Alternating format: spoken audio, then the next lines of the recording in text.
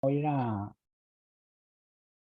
a compartir pantalla para que sigamos con este capítulo 4. Le voy a pedir al hermano nada más que me dé ahí permiso para entrar, para repasar ahí un poco lo que hemos estado estudiando en el capítulo 4 de Marcos. Interesante este capítulo por todas las cosas que nos ayuda a entender acerca de las dos partes, ¿verdad? El compromiso que tiene Dios para con la humanidad mandando a su hijo, aquel que muestra al Padre tal cual, el único que tiene el poder para hacerlo. eh, y también nos muestra a nosotros el hecho de que Él es el único también que trae el mensaje de la verdad y que no hay manera de que su verdad sea corrompida o su verdad sea extraviada. Es decir, como dice Pablo, no es que haya otro evangelio, sino que hay personas que tratan de manipular el evangelio, pero la verdad siempre es absoluta y esa verdad siempre es distinguida porque viene de parte de Dios. Así que vamos a seguir viendo, pero antes de ver lo que nos corresponde hoy, tenemos que hacer un repaso de lo que vimos el viernes pasado para poder estar en sintonía. Recuerden que la carta de Marcos, muchísimos años después, fue que se dividió en capítulos y versículos, pero en general las cartas originales no estaban con esas divisiones, mucho menos con subtítulos, era una carta corrida, ¿verdad? Y la carta de Marcos, Marcos pues no era un experto en lo que era la escritura. Marcos aprendió griego así a la andanza porque él era judío y pues es como un poco rudo, ¿verdad? Un poco, no ignorante jamás, él tenía mucho conocimiento, pero sí no sabía escribir, en otras palabras, así que iba sobre la marcha, ¿verdad? Iba sobre la marcha, así que la carta de Marcos tiene que leerse completamente para poder captar todo el mensaje. De hecho, así se hacía en las iglesias. Cuando Pablo le dijo a los que leyeran en los Efesios, Colosenses, y a los de Tesalónica que leyeran las cartas, no era que se leyera un capítulo al día, ¿verdad? Sino que tenía que leerse en completo la carta para poder encontrar el significado de lo que se quería decir. Y es que es así, ¿no? ¿Quién lee una carta que le manda a alguien y la lee por partes? Yo no encuentro hasta ahora que alguien le mande una carta, que el novio le mande la carta a la novia y que la novia lo lea por partes, ¿verdad? Entonces, digo, bueno, hoy voy a leer esta parte y mañana sigo leyendo el resto. No es así. Las cartas se escriben para leerse completamente. Pero bueno, ya son costumbres que nos van quedando, no, a veces buenas, a veces malas. Pero la cuestión es que la carta de Marcos es una carta completa y debe leerse completamente, principio a fin. Así que habíamos visto en el capítulo 4 de, de Marcos, en este caso los versículos 13, perdón, bueno, ahora vamos a ver acá, pero habíamos visto algunas cosas, por ejemplo, esta, que Jesús como el que abre la brecha, el camino, y después sus apóstoles, es decir, que Jesús empieza con la palabra. Empieza a hablar de la palabra, pero lo hace de una forma en que iba a cimentar o iba a quedar plasmada en el corazón de las personas que realmente estaban interesadas en escuchar el mensaje de Cristo. Cristo o el Señor Jesús no era como los demás líderes religiosos, ¿verdad? Todos los demás líderes religiosos tenían sus ideas, sus costumbres, pero el Señor venía con otra manera de enseñar, una manera más que captaba más la atención y que traía buenos resultados, ¿verdad? Entonces, primero empieza Jesús, como dice Mateo capítulo 13, y el versículo que ustedes ven ahí, 37, donde dice, para enseñar ahí, respondiendo él les dijo, el que siembra la buena semilla es el Hijo del Hombre. Eso es lo que estábamos viendo, el significado de la parábola, ¿verdad? Entonces, vemos que él es el que empieza, él es el sembrador, él es el que inicia con esto. Otra cosa importante que hemos visto es También lo que dice en Mateo 28, que ya muchos conocen este pasaje, 28, 19, 20, donde dice, por tanto, y dice el versículo anterior, y Jesús se acercó y les habló diciendo, toda potestad, toda, toda, él le pertenece toda esa potestad, ese poder, esa autoridad, es de él, de nadie más, él no la comparte con nadie más. Toda potestad me es dada en el cielo y en la tierra. No hay un lugar, nosotros no conocemos un lugar que esté fuera del alcance de la vista de Dios. Todo está delante de su presencia. Y él dice que él también lo tiene. Por tanto, id y hacer discípulos a todas las naciones, bautizando en el nombre del Padre, el Hijo y el Espíritu Santo, enseñándoles que guarden todas las cosas que os he mandado, y aquí yo estoy con vosotros todos los días hasta el fin del mundo. Eso es que Él supervisa las cosas de principio a fin, Él es el que está a la cabeza, pero Él es el que inició y sus apóstoles son los que siguen con lo que Él estaba enseñando. Así que estas cosas seguirían por medio de sus apóstoles. ¿Por qué? Porque él lo determinó así, él lo dictó así. La semilla que hablaba la parábola, entonces también habíamos hablado que como la palabra, que es como la palabra que trae mucho fruto bueno, ¿verdad? Así, Pablo lo dice de esta manera, una manera muy bonita, muy clarita, que dice en Colosenses capítulo 1, versículos 5 y 6, dice, a causa de la esperanza que os está guardada en los cielos, de la cual ya habéis oído por la palabra verdadera del evangelio que ha llegado hasta vosotros, así como a todo el mundo, y lleva fruto y crece también en vosotros, desde el día que oísteis y conocisteis la gracia de Dios en verdad. Mire cómo Pablo habla del evangelio como una semilla que cayó en buena tierra y que va creciendo y llevando fruto. Eso es lo que el Señor Jesús estaba hablando en el principio, en el significado de la carta, perdón, de la parábola allá en Marcos. Y Primera de Pedro también dice, Primera de Pedro capítulo 1, versículo 23, hablando Pedro, dice, siendo renacidos, no de simiente corruptible, sino de incorruptible por la palabra de Dios que vive y permanece para siempre. Porque toda carne es como hierba y toda la gloria del hombre como flor de la hierba. La hierba se seca y la flor se cae, mas la palabra del Señor permanece para siempre. Y esta es la palabra que por el Evangelio os ha sido anunciada. Así que entonces vemos que esta parábola del Señor tiene como propósito todo lo que se hizo después. Así que el Señor Jesús le empezó, Él es el sembrador, la semilla es la palabra que trae mucho fruto bueno, como vimos en los pasajes que acabo de tocar. Y el terreno, es decir, todos los oyentes, los que aceptan o no, son todos aquellos que donde cae la semilla depende de qué tantas cosas se estorben en la vida de uno para que esa semilla pues fructifique y traiga buenos frutos, ¿verdad? Como lo dice Pablo aquí en Segunda de Corintios, capítulo 4 versículo 3 y 4. Dice lo siguiente, pero si nuestro evangelio está aún encubierto, entre los que se pierden está encubierto. Es decir, si el evangelio, si la gente cree en este entonces, como dice Pablo, que el evangelio todavía es algo misterioso, es algo que no está claro del todo, que es algo que no está revelado del todo, pues no es así porque el evangelio está encubierto solamente para los que se pierden.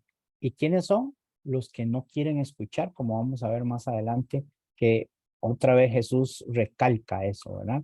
Y dice el 4, en los cuales el Dios de este siglo cegó el entendimiento de los incrédulos para que no le resplandezca la luz del Evangelio de la gloria de Cristo, el cual es la imagen de Dios. Ahí está, Pablo lo explica perfectamente bien en cuanto a la parábola del sembrador y su significado en estos tres puntos. Jesús como el que siembra y es el que inicia y también le da eso a los apóstoles. La semilla es la palabra que trae frutos, buenos frutos. La semilla no tiene problemas de nada. El terreno, es decir, todos los oyentes son los que aceptan pero también los que no aceptan, ¿verdad?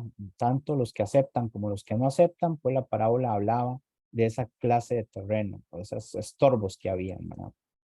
Eso está registrado entonces, lo vimos en Marcos capítulo 4 del 14 al 20. Ahora sí, entonces ahora el asunto es que en el capítulo,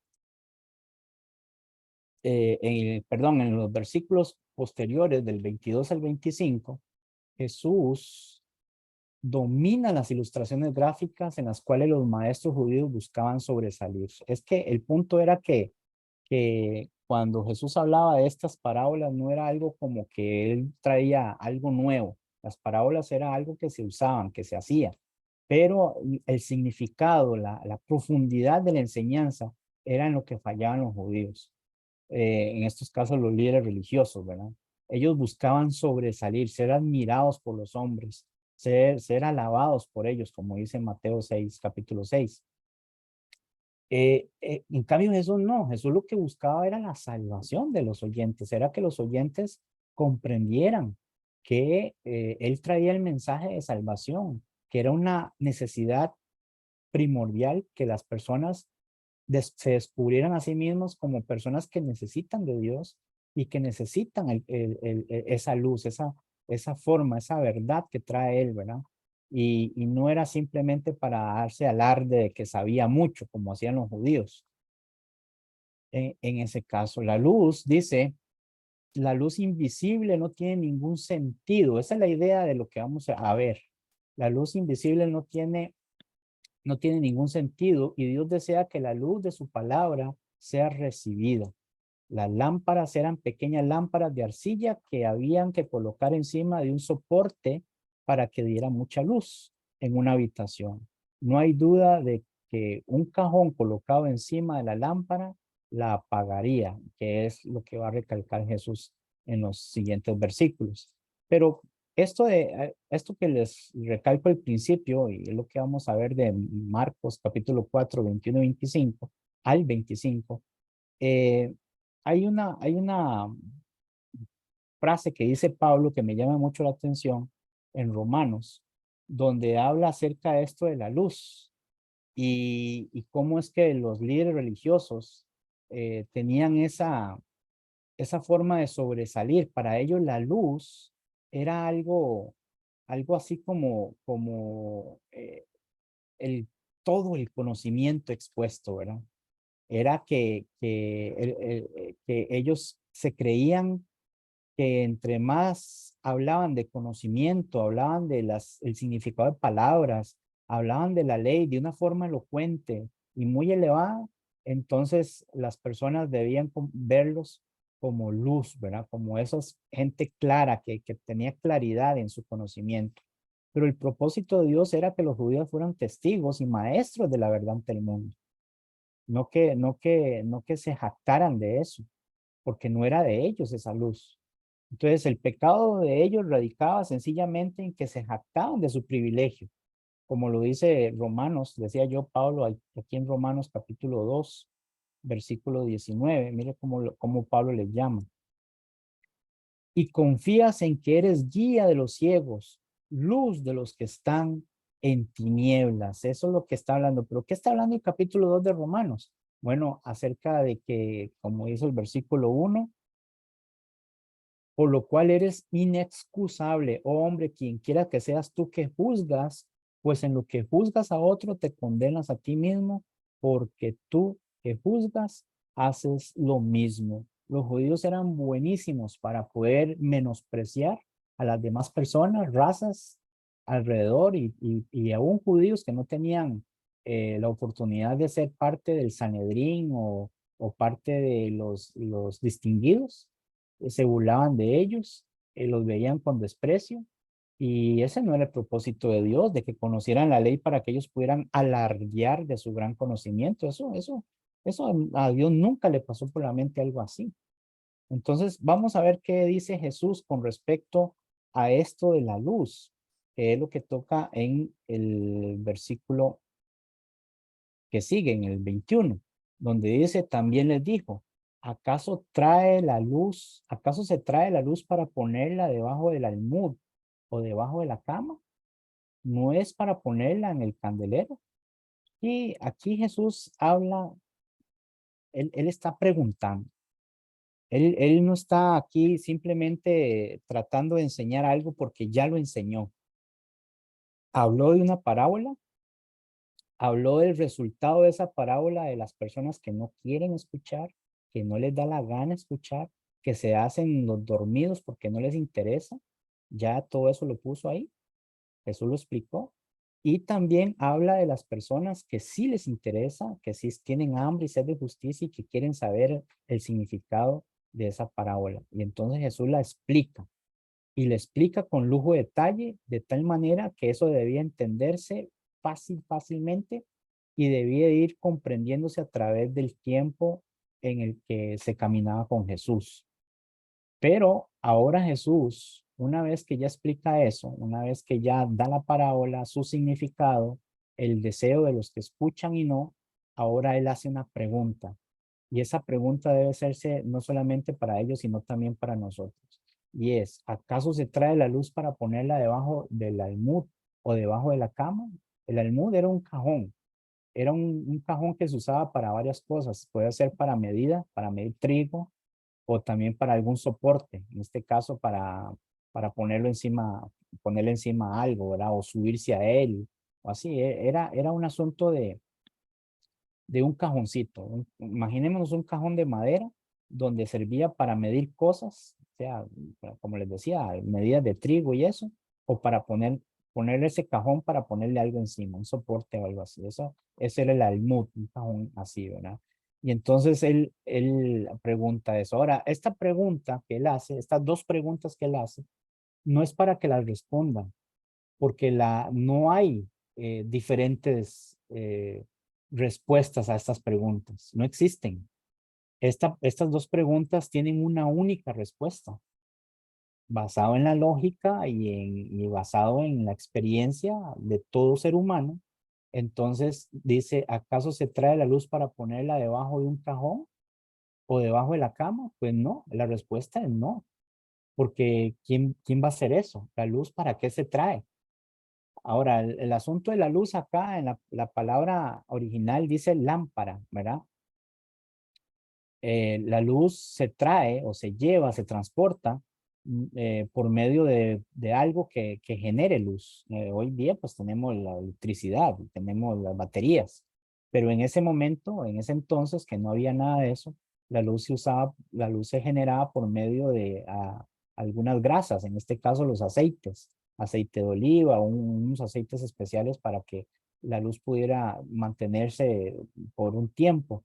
Eso hacía una llama y la llama se mantenía, de fuego, mantenía y alumbraba lo que había alrededor, no con la potencia de ahora, pero sí tenía, si se ponían varias en la casa, pues se podían alumbrar y podían verse el rostro y podían conversar y podían hacer comer y todo eso para poder no estar en oscuridad, ¿verdad? Entonces la respuesta que no tiene varias respuestas, sino la única respuesta que cabe aquí es no. ¿Acaso se trae la luz o la lámpara para ponerla debajo de un cajón? No. ¿O debajo de la cama? ¿Qué pasaría? Poner una lámpara de esas que genera por medio de fuego, ponerla debajo de la cama. ¿Qué creen ustedes que pasaría? Bueno, es ilógico poner algo así debajo de la cama porque si nosotros ponemos fuego debajo de la cama, muy probablemente que se encienda, se queme y en lugar de traer beneficios, lo que va a traer es pues, problemas. Entonces, ¿qué es a una respuesta definitiva a estas preguntas? ¿Por qué Jesús la hace? ¿Cuál es el asunto? Y otra cosa es que Cristo usaba eso repetidas veces en parábolas. Jesús lo dijo también en el Sermón del Monte, allá en Mateo capítulo 5. Lo dice de esta forma, capítulo 5, versículo 14. Vea cómo lo señala él. Dice, vosotros sois la luz del mundo. Una ciudad asentada sobre un monte no se puede esconder, ni se enciende una luz y se pone debajo de un cajón, sino sobre el candelero y alumbra a todos los que están en casa. Así alumbre vuestra luz delante de los hombres para que vean vuestras buenas obras y glorifiquen a vuestro Padre que está en los cielos. Es interesante este pasaje cuando dice vuestra luz, vuestras buenas obras y vuestro Padre. Jesús lo que está dando acá es dándonos a entender que nosotros somos responsables de estos actos, de estas cosas. Nosotros somos responsables de que mi luz alumbre, de que esa luz sea buena por medio de las obras y que eso glorifique a mi Padre Celestial. Entonces, vea cómo Jesús nos indica esta responsabilidad. Por eso, en, en, en Marcos, aquí también hace estas preguntas porque él quiere dejar en la mente de sus discípulos, de sus apóstoles, de los que sí escuchan, de los que sí son buen terreno, de los que sí traen esa semilla que hace crecer fruto, y es que no pueden dejar de hacer algo tan importante que mostrar las cosas que ellos están oyendo y viendo. No pueden esconderla, no puede, el evangelio no se puede esconder. El evangelio no se puede reprimir. Usted y yo podemos reprimir muchísimas cosas porque tal vez nos da vergüenza o porque, no sé, ¿verdad? Alguna cosa, algún problema de salud, alguna actitud, algún defecto físico, lo que sea, nosotros podemos encubrirla, reprimirla, lo que sea, pero el evangelio no puede ser reprimido, no puede ser cubierto.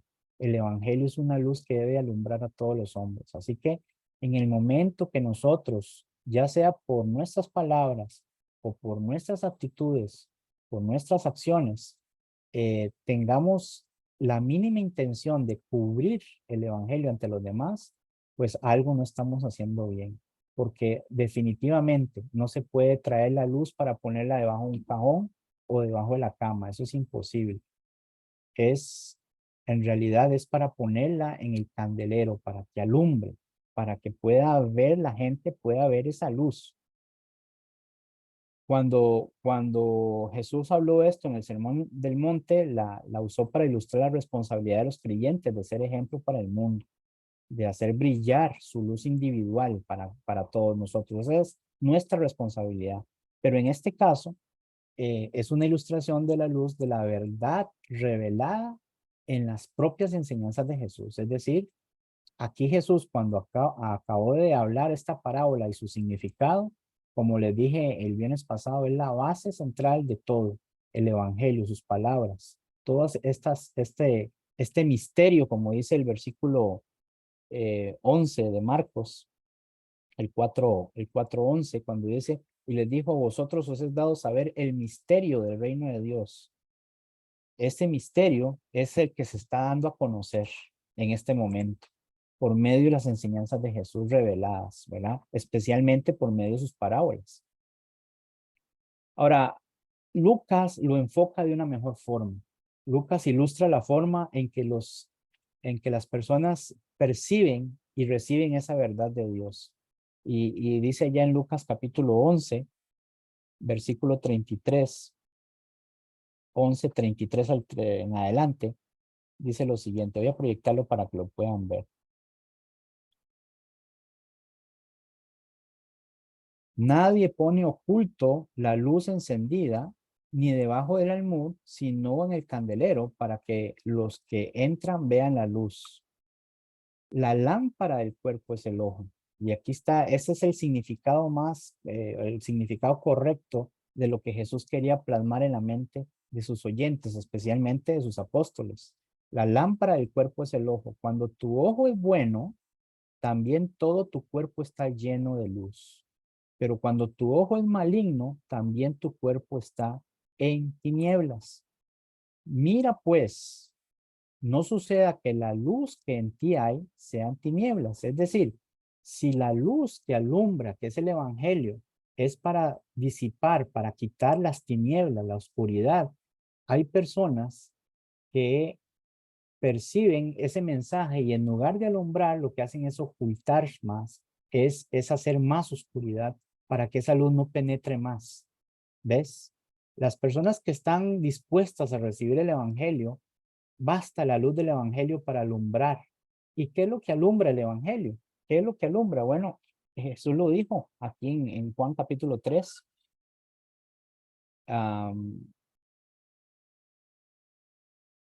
No, se me vino este pasaje a la mente, pero no me acuerdo muy bien. Vamos a ver, creo que es el 17 o 18. Vamos a ver, Juan capítulo 3. Ok, sí, ahí está. Pero el 17 dice, porque no envió Dios a su Hijo al mundo para condenar al mundo, sino para que el mundo sea salvo por él. Y el 18 tiene la respuesta. El que en él cree no es condenado, pero el que no cree ya ha sido condenado, porque no ha creído en el nombre del unigénito Hijo de Dios. Y esta es la condenación. Es lo que les decía ahora. ¿Qué es lo que alumbra el Evangelio? Dice que la luz vino al mundo y los hombres amaron más las tinieblas que la luz porque sus obras eran malas. Eso es lo que hace el Evangelio. Alumbra el corazón profundo del hombre y muestra las obras del hombre y que esas obras van a ser malas y que deben ser cambiadas, deben ser restituidas, deben ser lavadas para que puedan llegar a ser buenas obras, como dice el versículo 20 del capítulo 3 de Juan, porque todo aquel que hace lo malo aborrece la luz y no viene a la luz para que sus obras no sean reprendidas. Este es el punto de lo que Jesús está hablando. Dice el 21, mas el que practica la verdad viene a la luz para que sea manifiesto que sus obras son hechas en Dios. Por eso es importante notar que esta pregunta que hizo el Señor Jesús no era para enseñar algo, sino con base a lo que ya había enseñado y que esto iba a quedar en la mente de sus discípulos por siempre. Por eso Pedro, cuando fueron allá mandados a llamar los apóstoles, ella en Hechos, que les dijeron que no les permitían que predicaran más en el nombre de Jesús, ¿qué les dijo Pedro? Es necesario obedecer a Dios antes que a los hombres. Esto Pedro lo tenía convencido porque Jesús le había dicho, ¿acaso se trae la luz para ponerla debajo de un cajón o debajo de la cama? No es para ponerla en el candelero. Así es como funciona la cosa, ¿verdad? Entonces, les decía aquí que la palabra luz se traduce en el griego como lugnos, que es lámpara. Según la Biblia de Jerusalén, así lo traduce. Y Cristo repitió la parábola de la lámpara en diferentes formas, en diversas oportunidades, para enseñar varias verdades. Pero el centro de ese tema era el Evangelio, el misterio del reino que iba a ser revelado. Cuando la dio como parte del Sermón del Monte, como vimos, en este caso es una ilustración de la luz de la verdad revelada en las propias enseñanzas de Jesús, especialmente mediante el uso de parábolas. Con esta parábola, Jesús continúa presentando el misterio que habíamos visto, el misterio del reino, y cómo se relaciona a los oyentes de la predicación del Evangelio, como vimos en Juan capítulo 3. Vemos el efecto que tiene el Evangelio, ¿verdad? Que es alumbrar, pero hay algunos que no les gusta que el Evangelio los alumbre. Ahora dice el versículo 22, porque no hay nada oculto que no haya de ser manifestado, ni escondido que no haya de salir a la luz. Esto es bien importante, hermanos, porque en ese tiempo, en el tiempo en que Jesús lo dice, una vez que plantea la pregunta donde la respuesta es no, no se puede poner la luz debajo de un cajón, sino más bien hay que alumbrar. Bueno, entonces dice Jesús que llegó el momento. Ese es el momento en que Jesús está predicando. Ahora no hay nada oculto, no hay nada sombrío. El Antiguo Testamento apuntaba a algo, apuntaba a alguien, pero no se sabía nada. Todo el mundo estaba en una pura expectativa de lo que iba a venir, del Mesías. Pero ahora Jesús viene a traer claridad sobre el asunto y que ya no hay nada oculto, porque no hay nada oculto que no haya de ser manifestado. Y esto es lo que se está manifestando, como Pablo lo dice también en Romanos.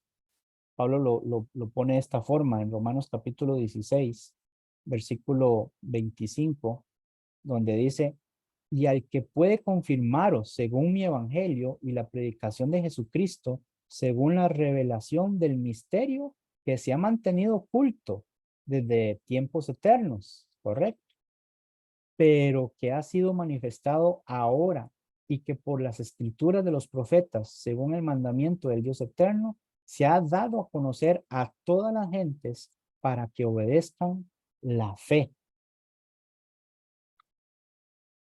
Al único y sabio Dios sea gloria mediante Jesucristo para siempre. Amén. Ven ustedes entonces cómo es que el Señor aquí está diciendo que no hay nada oculto porque el Evangelio vino a esclarecer todo, vino a manifestar todo, ni escondido que no haya de salir a la luz. Entonces, Cristo aparece aquí como el portador de la luz, de la verdad, para quitar las tinieblas de la mente de los hombres en cuanto a Dios y al reino se refiere. Ya no va a haber más cuestionamientos porque ya es claro, el asunto va a ser claro, no en ese momento, todavía faltaba mucho, todavía faltaba que los apóstoles trajeran toda la verdad por medio del Espíritu, pero estas eran las bases que no iban a poder ser cambiadas, ¿verdad? No hay ya en la actualidad, esto se cumple perfectamente bien porque ya no hay misterio, ya no hay nada que esté oculto, todo está claro, como lo dijo Pablo, por medio de Jesucristo, su palabra, ya todas las cosas están clarísimas.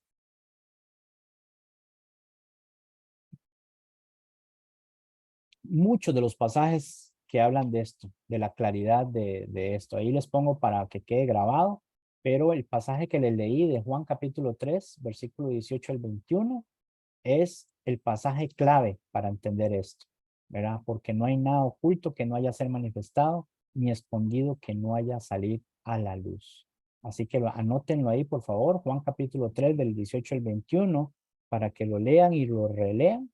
Y ahí están los demás pasajes. Si quieren buscarlo, le ponen pausa ahí después y los buscan si quieren ver. Pero todos estos pasajes que les pongo, lo que apunta, lo que dice, es acerca de la verdad del Evangelio, de cómo es esa verdad que nos habla, que nos motiva a todas las cosas, que nos enseña todas las cosas, ¿verdad?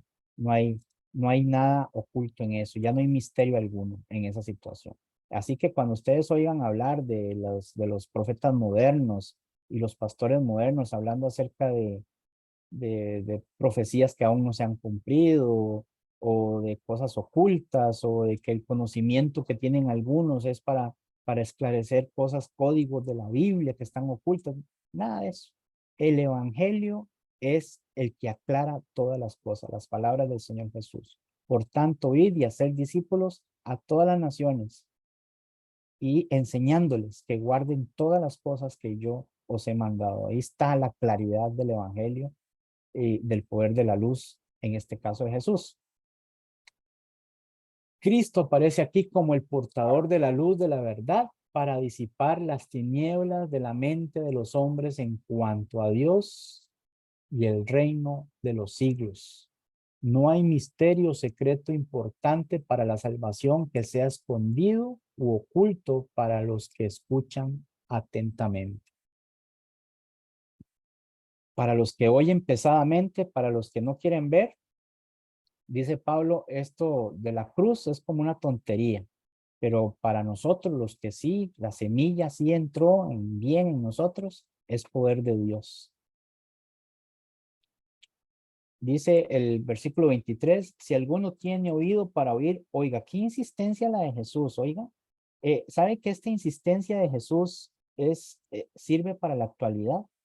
Ustedes no han visto que hoy día todo el mundo tiene una opinión en su boca y muy pocas personas escuchan. Todos tienen algo que decir, todos dicen algo, todos opinan, todos piensan, todos sienten. Yo creo, yo pienso, yo siento. Y muy poca gente medita acerca de las palabras que se escuchan. Cualquier tema, usted traiga cualquier tema a colación en su vecindario, con sus amigos, con los hermanos de la iglesia, en su trabajo o en el estudio, y la gente no va a decir, mira, voy a meditar en lo que usted me dijo o en lo que nos dijeron. No, la gente siempre va a opinar sobre eso, la gente siempre va a decir algo, siempre va a corregir algo, siempre tiene la respuesta en su boca. Y eso es un gran problema, hermanos. Y nosotros los cristianos tenemos ese gran problema muchas veces en las congregaciones. No ponemos atención, no escuchamos las palabras, las damos por un hecho. Y vea que Jesús también tenía ese problema. Jesús es un problema ancestral, milenario. Hasta el día de hoy pasa. Y por eso Jesús recalca y recalca e insiste que si alguno tiene oído para oír, oiga. Es decir, en otras palabras, ponga atención, ponga cuidado. En este caso, no a mis palabras, no a este estudio que estoy dando yo, sino a lo que dice Jesús. Es que nadie puede opinar por encima de lo que opina Jesús o de lo que dice Jesús. Yo no puedo corregir a Jesús, yo no puedo decirle Jesús, lo hubiera dicho de esta manera.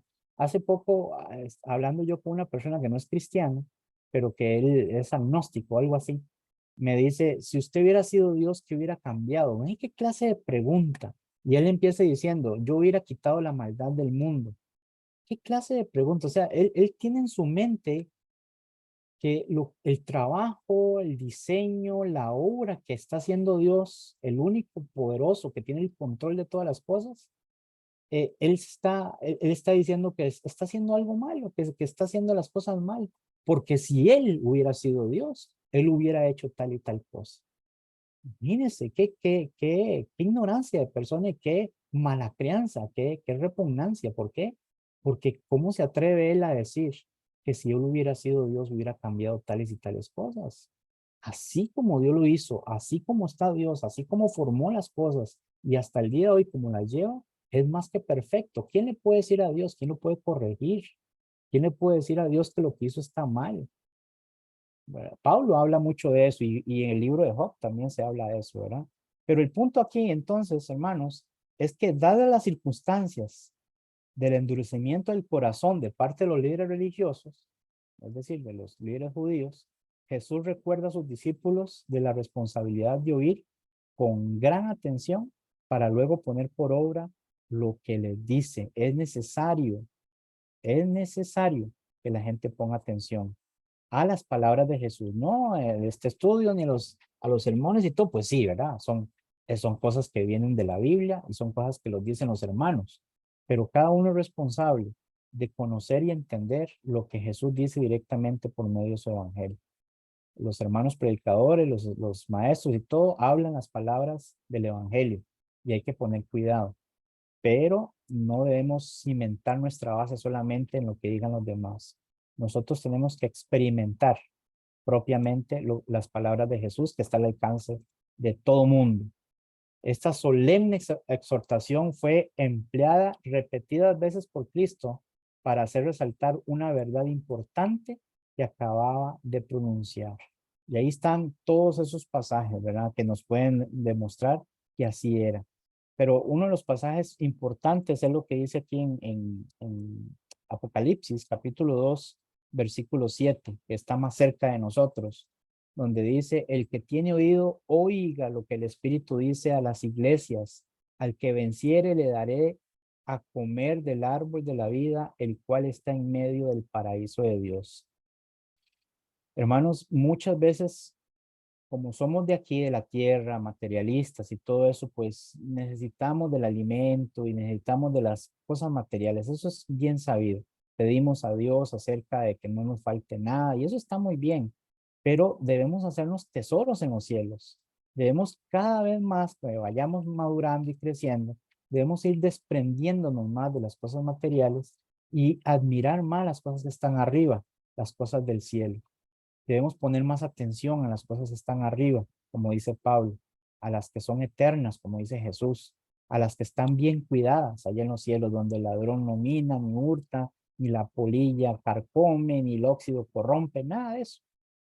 Todo está bien conservado allá en los cielos. La mirada, nuestra atención debe ponerse allá, como como dice Jesús acá. Entonces, si alguno tiene oído para oír, oiga, y después lo va a referir más. Dadas las circunstancias del endurecimiento, como les decía anteriormente, aquí lo pongo por escrito, de parte de los líderes religiosos, de los judíos, Jesús recuerda a sus discípulos de la responsabilidad de oír con gran atención para luego poner por obra lo que se les dice. Esta responsabilidad eran de los discípulos primeramente, pero una y otra vez probaron que sí pusieron atención, porque lo probaron a través de sus vidas, ¿verdad? Dice el versículo 24, les dijo también, y otra vez, miren la palabra ahora, mirad lo que oís, porque con la medida con que medís os será medido, y aún se os añadirá a vosotros los que oís. Miren cómo otra vez Jesús recalca este asunto de oír. En Lucas capítulo 8, vea cómo lo escribe Lucas 8:18. Mirad pues cómo oís, porque a todo el que tiene se le dará, y a todo el que no tiene, aún lo que piensa tener, se le quitará. Ahora sí, ya el asunto de poner atención no se vuelve como la maestra que se le dice a los alumnos. A ver, niños, pongan atención y empieza la clase. A ver, niños, no se distraigan y empieza la clase. Es solamente una advertencia que pongan atención. Pero aquí Jesús ya no está simplemente llamándole la atención a las personas a que pongan atención, sino que esto, si no se pone atención, va a haber un problema muy serio entre nosotros, principalmente los que hemos aceptado el Evangelio. Tenemos que poner mucho cuidado en lo que hemos oído, porque esto que hemos oído nos va a ayudar a nosotros en la vida a tener responsabilidades y a ser útiles a Dios, a ser útiles a nuestros hermanos, a ser útiles a la sociedad, a ser útiles a nuestra familia, a nuestros hijos, a nuestra pareja, a todo el mundo. Donde nosotros estemos, vamos a ser útiles y vamos a hacer las cosas que glorifican a Dios. Pero dependiendo de lo que nosotros sepamos y cómo lo entendamos, vamos a medir las cosas, porque con la medida con que vamos a medir, vamos a ser medidos. Así que tenemos que tener cuidado de que la doctrina que nosotros aprendamos debe ser la doctrina correcta, no la suposición de que yo estoy bien solamente porque pertenezco a la iglesia de Cristo.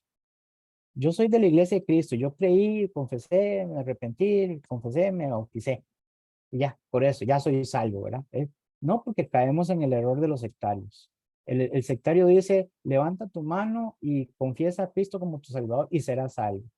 Y solamente tiene que creer y ya es salvo y ya. Así de sencillo, es salvo. Ahora, la salvación no es que sea complicada, es que nosotros debemos tener cuidado cómo andamos, cómo medimos, cómo actuamos según la doctrina que nosotros, en la doctrina en la que nosotros hemos sido enseñados. Mm. No importa que usted diga, yo participo de la cena del Señor todos los domingos. ¿Y por qué? Bueno, porque sí, está bien. No sé cómo explicarlo, pero así es. Ok, no hay problema con eso. Para eso hay maestros, para eso hay predicadores que puedan ayudar a explicarlo mejor. Pero si usted dice, yo participo de la cena todos los domingos, pero no piensa en la muerte de Jesucristo, no actúa conforme a lo que Pablo dice en 1 Corintios 11:23 en adelante, de cómo debemos pensar, cómo debemos meditar sobre el asunto, no comerlo indignamente, ahí es donde entonces estamos midiendo las cosas mal.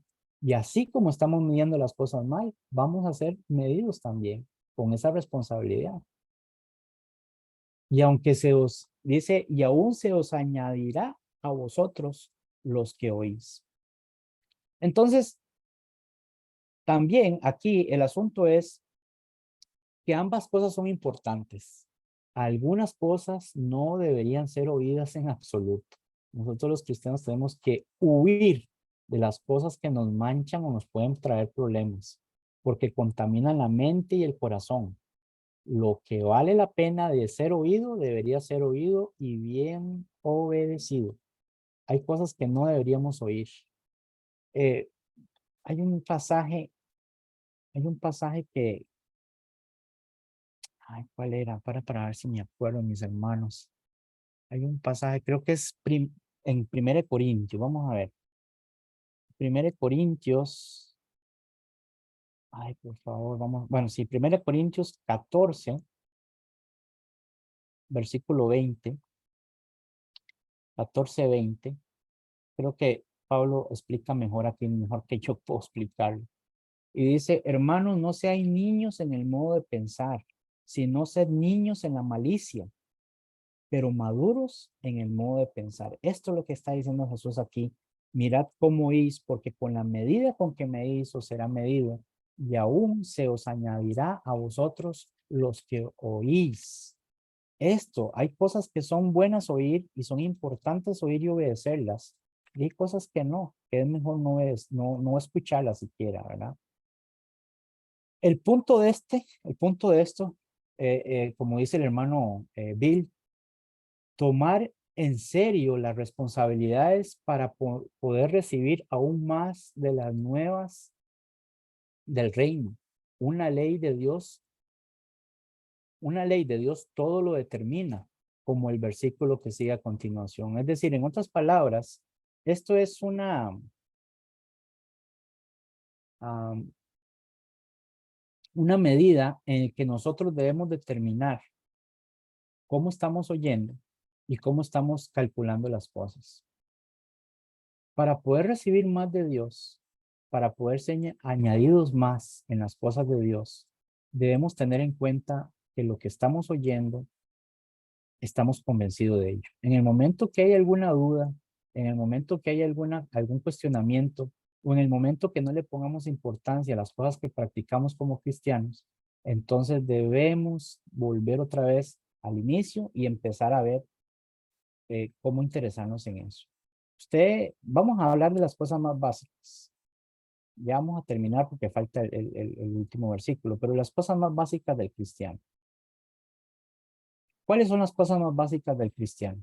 Las cosas más básicas del cristiano que debe tener en su vida entera, desde que se convirtió al cristianismo hasta que muere, es orar, leer las escrituras, por supuesto, eh, congregarse, son las cosas más básicas. Leer, orar y congregarse. En esas tres cosas debe haber una claridad en las cosas que hacemos. Cuando nosotros oramos, debemos saber por qué estamos orando, por qué estamos pidiendo, por qué estamos agradeciendo, por qué estamos rogando, ¿verdad? Y no tratar de ver la oración como eh, eh, algo que simplemente se utiliza por alguna circunstancia. Cuando leemos las escrituras, ¿para qué las leemos? ¿Cuál es el propósito de leer las escrituras? ¿Qué queremos sacar de ahí? Y cuando nos congregamos, ¿por qué nos congregamos? ¿Por qué no debemos de faltar a la iglesia?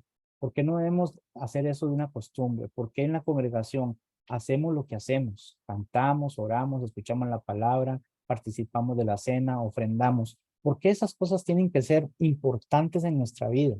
Bueno, debemos poner atención a eso. Y en el momento en que midamos esas cosas correctamente, entonces vamos a ser nosotros medidos correctamente según las obras que hacemos. Y se nos puede incluso hasta dar más, dependiendo de las cosas correctas que hacemos. Pero esto también cabe en las cosas malas. Entre menos importancia le pongamos a esto, entre menos hagamos, como dice Lucas, lo dice la forma en que lo leímos anteriormente, ¿recuerdan? En Lucas 11:33. Nadie, aquí es la lámpara, no, perdón. Ya hemos leído, ya te digo, 8:18. Mirad pues cómo es, 8:18 de Lucas. Mirad pues cómo es, porque a todo el que tiene se le dará, y a todo el que no tiene, aún lo que piensa tener se le quitará. Es exactamente lo que está diciendo Jesús aquí en Marcos, solo que Lucas lo está poniendo de esta manera. ¿Mm? Y es una manera más clara a lo que vengo diciéndoles. ¿Mm? Porque todo lo que tiene se le dará. Si nosotros practicamos las cosas correctamente y las vamos comprendiendo a través de nuestra vida de madurez como cristianos, Dios nos va a dar más y más, porque necesitamos más para seguir. Pero si no le ponemos importancia, si lo hacemos por pura rutina y costumbre, si no le ponemos atención al asunto, entonces aún lo que pretendamos que nos puede llevar al cielo, yo no falto ni un domingo, yo me reúno todos los domingos, yo, eso. hasta eso se nos puede quitar. Y por eso debemos poner mucho cuidado a estas cosas que estamos hablando acá o estamos refiriéndonos a lo que está diciendo Jesús, principalmente a sus discípulos. Y por último dice acá el 25, porque el que tiene se le dará y al que no tiene, aún lo que tiene se le quitará. Esto es una ley que lo puso Dios y es que no se puede quitar. Es una ley así. Como lo pongo aquí, esto es una ley, esto lo saqué yo del hermano, del comentario del hermano Bill Rips, muy bueno. Esto es una ley inalterable de Dios. Así es. Dios da a la persona que muestra disposición de recibir y de usar lo que recibe. Tiene la disponibilidad, está contento con lo que hace y avanza. No llega el domingo con esa actitud de que otra vez lo mismo, otra vez sopa, otra vez esto, ¿verdad? Otra vez la misma comida. Qué aburrido, qué obstinado. ¿Por qué no cambiamos el sistema para que yo me sienta bien, para que yo me sienta contento? No, es que no, no es así como funciona. Es una ley de Dios. El punto este es tomar en serio las responsabilidades para poder recibir aún más de las nuevas del reino. Una ley de Dios lo determina. Y es esto, como el versículo que sigue a continuación, que era este 25, para que esto no tenía que ponerse. Pero es el punto, hermanos. Dios da a la persona que muestra disposición de recibir y de usar lo que recibe. Tal persona muestra fruto y producción de lo que ya recibió. Como dice en Juan capítulo 15, vea lo que dice Juan capítulo 15 para ir terminando ya. Juan 15:2. Todo pámpano que en mí no lleva fruto, lo quitará. Aún lo que tiene se le quitará, decía Marcos. Y todo aquel que lleva fruto, lo limpiará para que lleve más fruto. Pero al que tiene, se le dará. ¿Mm? Y como decía el versículo anterior de Marcos, y este es un buen pasaje que lo apunten, Juan 15:2, porque explica muy bien lo que quiso decir Jesús acá. Pero vea lo que dice el versículo anterior de lo que leímos, ¿verdad?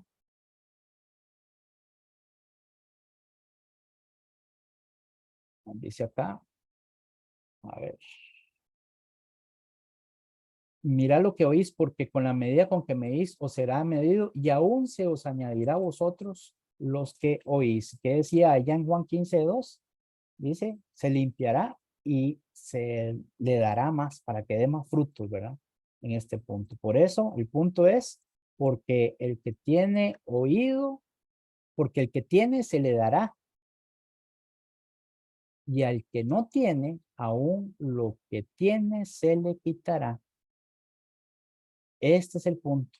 Toda persona debe llevar frutos. Usted y yo debemos llevar frutos. Debemos de mostrar nuestro cambio como cristianos.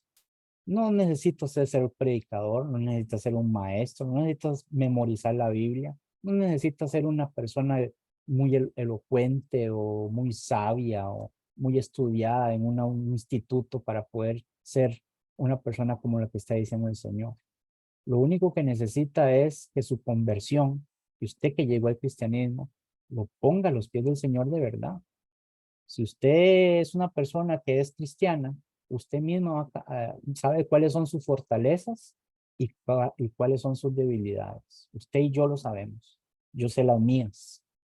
Entonces, mis debilidades, yo las pongo delante de Dios y trabajo en ellas todos los días hasta que me muera, será.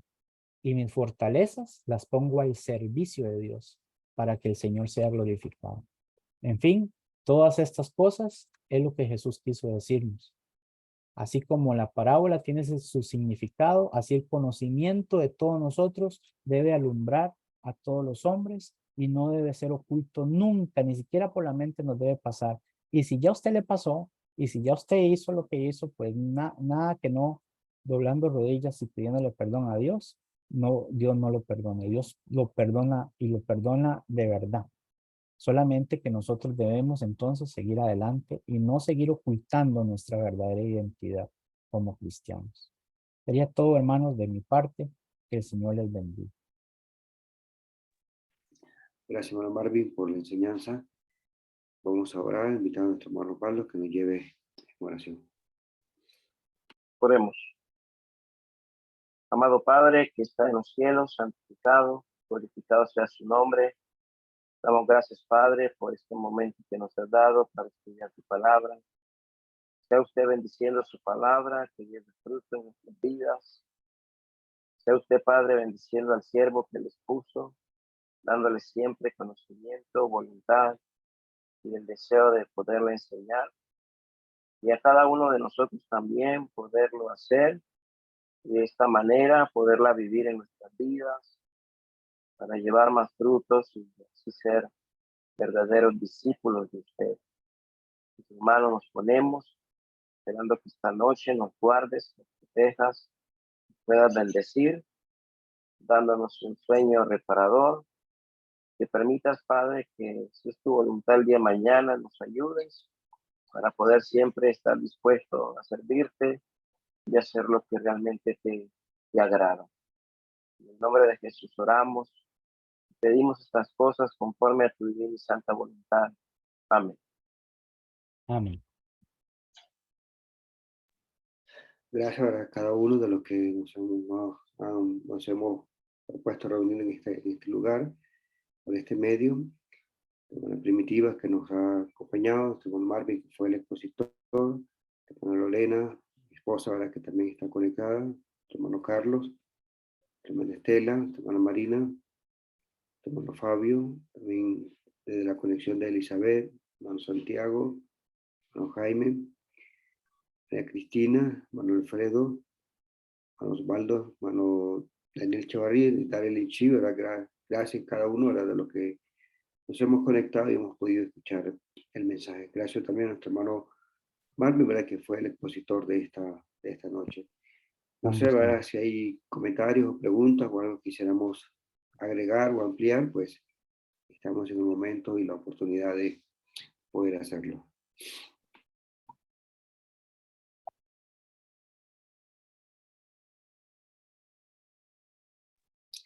Sí, bueno, Alfredo.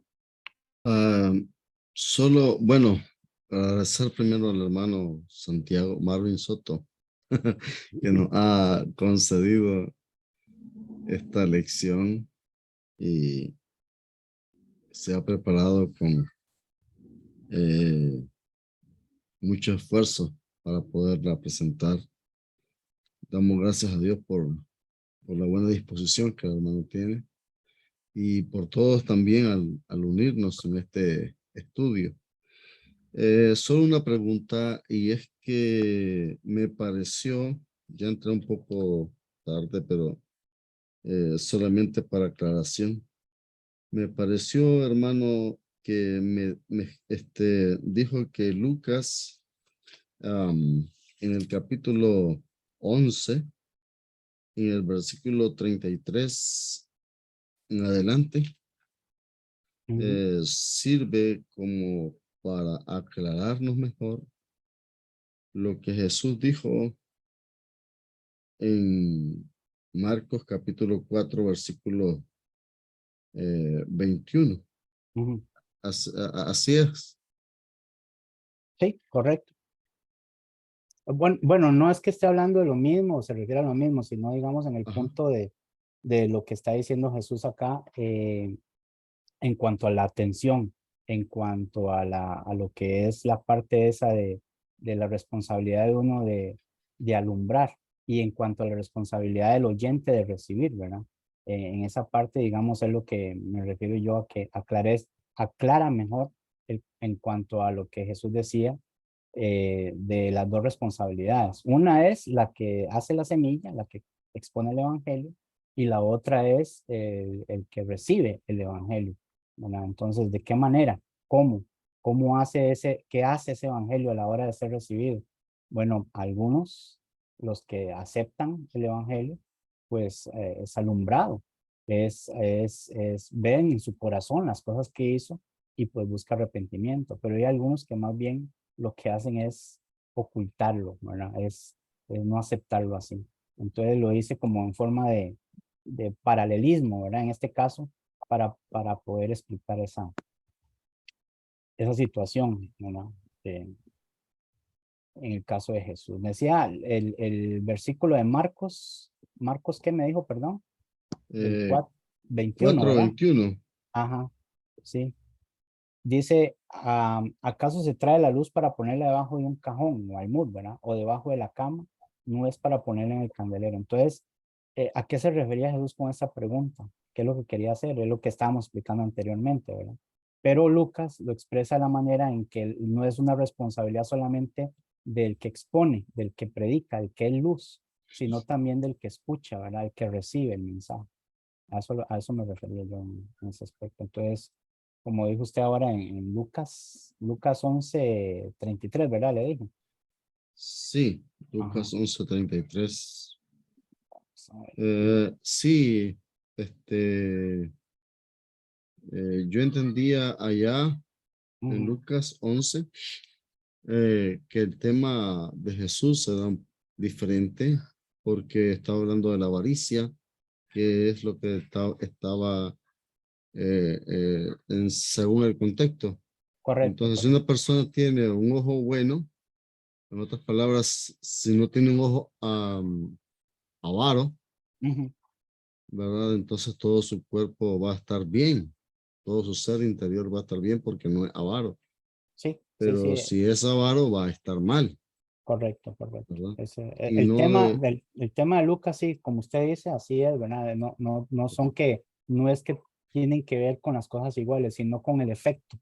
No, la causa es diferente, porque como usted lo acaba de explicar, Jesús está hablando a sus discípulos allá en Marcos y explicándoles acerca del efecto de la parábola y con Ujú, las preguntas que le hizo. En Lucas, lo que usted acaba de explicar, pero el efecto que trae es la responsabilidad tanto del que el que expone la luz, el que da la luz, el evangelio, y de la persona que lo recibe. Entonces, en este caso, las palabras que más adecuado vi en Lucas es cuando dice, si tu ojo es puro, todo tu cuerpo estará iluminado, ¿verdad? Esas palabras, luz, iluminado, tinieblas, esas son las que yo saqué para poder dar un ejemplo de lo que la persona cuando recibe el evangelio o puede abrir su corazón o más bien puede cerrarlo, ¿verdad? No ya. confiar Está bien, hermano. Entonces, gracias por su explicación y que el Señor le siga dando sabiduría, entendimiento de su palabra y un corazón dispuesto para compartir con nosotros también. No, Dios gracias a les usted, guarde, hermano, hermano, más y bien. bendiga. Muchas gracias más bien por su pregunta. Gracias, hermano. Ujú. Bien, bueno, pues entonces si hay más comentarios, no agradecerle, ¿verdad? A todos y cada uno por habernos reunido en esta plataforma. El Señor entonces les bendiga y les guarde. También. Muchas gracias, hermanos, de verdad. Un abrazo para todos y nos vemos el otro viernes, si así Dios lo permite. Toda la semana. Así es, hermano. Anercito les envía saludos a todos. Eso. Así que, y el hermano Lorena también le envía muchos saludos. Ahí me estaba preguntando.